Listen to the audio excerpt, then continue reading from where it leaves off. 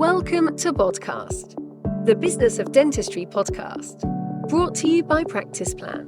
Podcast delivers the best business advice, real-life stories, and practical hints and tips to make your practice a more profitable and sustainable business. And now, here's your host. Hi, I'm Donna from Practice Plan. I'm one of the regional support managers. And today we're here for a great podcast with Mark Topley. And he is the chair of a charity called Goal for Kids, which we're really excited to learn more about and see how they're helping the communities. So Mark, we recently caught up with Letitia, so we've got some great insight on the work you're doing, but I'd like to dig a little bit further into the great charity that you work with, if that's okay today. So Mark, if you wouldn't mind introducing yourself. Yeah, absolutely. So my name's Mark. I've been around the dental profession and industry for over 20 years now, which I know I don't look old enough, but but it's been great to be a part of. I was formerly the CEO of Bridge to Aid, the charity that operates in East Africa.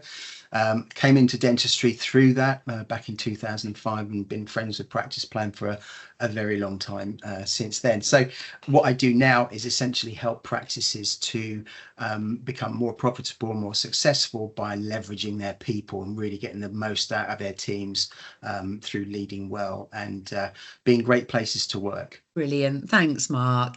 Yeah, I've seen some of this great work you do with practices. It's fantastic. So talking about Goal for Kids, let's start with the bigger picture. What is Goal for Kids and what inspired its creation? Yeah, so Goal for Kids is interesting. And I first got involved quite unexpectedly through lockdown. One of the founders, Kimberly, asked if I would be willing to advise the team on how to grow the organisation. So I did a phone call and I was very hooked from the beginning around the concept. I'd already done a lot of stuff with responsible business and CSR, working with Bridge to Aid. And I've always thought that actually it's the smallest, most consistent actions that can drive real lasting change. And Goal for Kids is very much about that. So we began, as Letitia would have told you, back in 2018, when Letitia and Kimberly both became mums. It was like, gosh, there's an awful lot of kids that are living in poverty. What can we possibly do? So that idea of taking the precious metals that are discarded usually in dental practices, so crowns, inlays, bridge work, and even broken jewelry, could that be turned into something which would be life-changing for kids in the UK? So when they went through that process with Letitia's husband David, that's when the charity was kind of born, and it's come from there really. Something very practical, something lasting. They kind of did what most people do in this situation. They tapped into their professional network and said, right, this is an idea that we've got. Can we get it off the ground? And they created this process of, you gather your scrap, you put it in a pot, you send it to us, we refine it, and then we melt it down, and then the proceeds go to trusted UK children's charities. So that's basically where it's come from and how I got involved. Amazing, Mark. I mean, the work you do sounds fantastic. And like you say, something that would have just been discarded anyway, why not put it to good use and be able to help people in the community? So you mentioned earlier, you've been involved in CSR and ethical leadership for many years, and obviously Bridge to Aid as well, another great charity. What drew you personally to this project? I think it was the simplicity of it. And like most really good ideas, it's kind of the simple ones that nobody's thought of. So it was partly the simplicity, but it was also the passion of David and Kimberly and Letitia, who were like, by the time I got on board, they'd been going for 3 years and they'd done amazing stuff already. So it was that combination of the right idea at the right time with great people kind of really drew me to it. And then as we've gone on, we've had others that have come alongside. So my friend Justin Lee has got on board, and very quickly after him, Kunal Thacker from Tooth Club got on board, and we're now building this base of ambassadors and supporters who are helping to open doors into more things. So it has all the hallmarks that Bridge to Aid had, which was, you know, a great idea with passionate people, and it draws people in. So it's not about the charity per se, it's about the movement and about what it's helping to achieve on a day-to-day basis. Brilliant. And what a great, you know, network you've already got within the dental community as well. So I'm sure there'll be lots of people wanting to get on board and support you. So you touched a little bit earlier on how it works, but just for anyone who's unfamiliar, you know, how does the model work? And is it just children's charities that you support?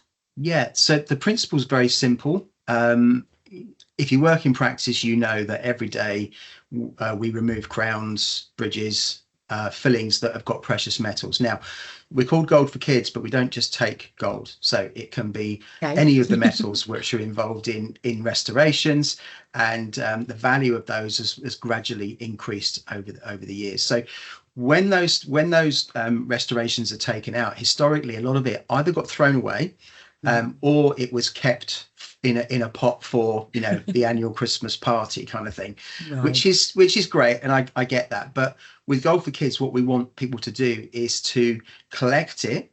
So get patient consent, because after all, the crown does belong to the patient. Get patient consent, put it in the pot, sterilize it, and then when you've got your pot full, you send it to us and we refine it and we recycle it. So the vast majority of what we refine goes directly to those carefully chosen children's charities here in the UK. And the great thing is it's effortless for the practice. It's a great conversation started with patients, and it turns something very small and overlooked into something very powerful. So that's how it works. And yes, we work with children's charities because that's what the original drive was. But the specifics are, it's children's charities in the UK that are working with kids in poverty, hardship or crisis. So around 10 out of every 30 kids in a classroom. So if you imagine your child's classroom or a classroom with 3 kids, 10 of those kids will be living in poverty in the UK. So either through food poverty or bed poverty or financial poverty. So we wanted to get behind charities that were doing that. So whether that's food, whether it's kids in crisis, whether it's education, emotional support, and, you know, we've got some, as well as the big ones, we've got some great, you know, grassroots charities as well that we support. And the thread that ties them all together is very simple. We're going to back organisations that make sure that children in the toughest situations have safety, food, support, and a bit of hope as well. I mean, what a sad statistic, 10 out of every 30, you know, we know things are tough, but that really brings it home, doesn't it? Just how hard things are for people at the moment. So thank you. Mark, if I can just pick up on something you said there, you said the vast majority of the money raised goes to the charity. Do you mind elaborating a little bit more on that and just explain where the money goes and what you do to fundraise, etc.? Yeah. So one of the biggest misconceptions that I've always come across about charities is that every penny should go to, you know, straight to the cause. And that sounds really good in theory, but in practice, it's a misunderstanding about how the real impact gets created.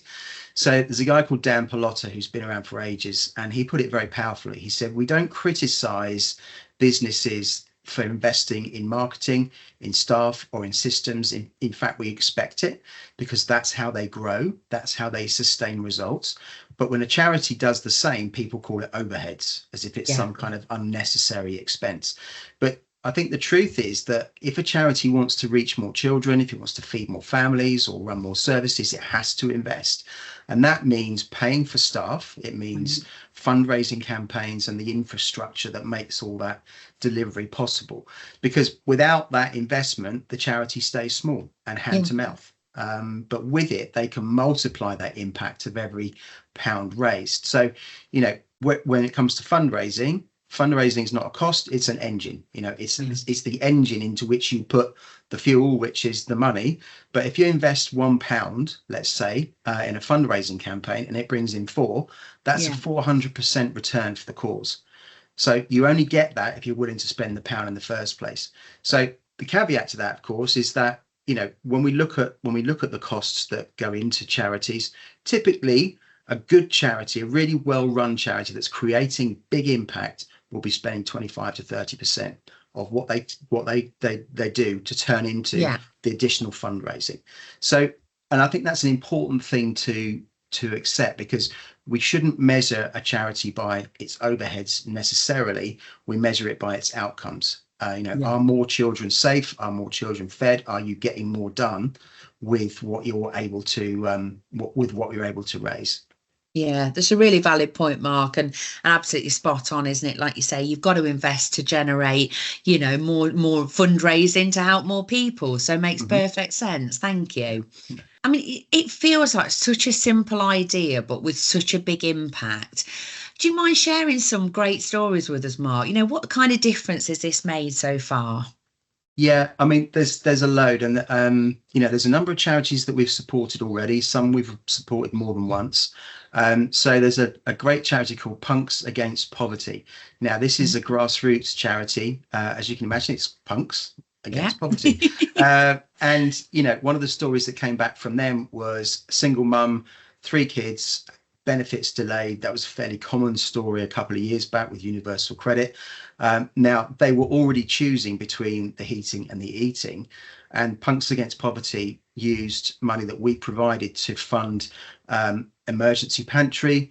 Family had food on the table within 24 hours. And without that support, the children, go to bed hungry. So it's great to be able to do those individual things. You've got charities like NSPCC. You hear countless stories of kids that are experiencing neglect at home. They go on the helpline. The money that we help to provide alongside everybody else helps to provide trained counsellors that can talk to kids on the phone and then start the process that brings them out of that danger and into safety and recovery. Bernardo's, who help vulnerable kids, particularly ones coming out of care. So teenage girl, been in care all her life, finally got a safe placement. So the funding that we're able to provide helps to provide mentoring, skills workshops. She can feel hopeful about her future. Felix Project, which I've got personal experience of, because one of the things that I do in terms of CSR is I work in education with a big client that's got 12, 13 schools in East London, fantastic multi-academy trust, and they are one of the Felix Project partners. Now, what Felix Project does is it redistributes surplus food to families in need. So London Primary School running a breakfast club for kids who are turning up hungry. So with those deliveries that Felix Project can do, partly funded by Gold for Kids, every kid gets a piece of fruit and a hot bagel before the lesson.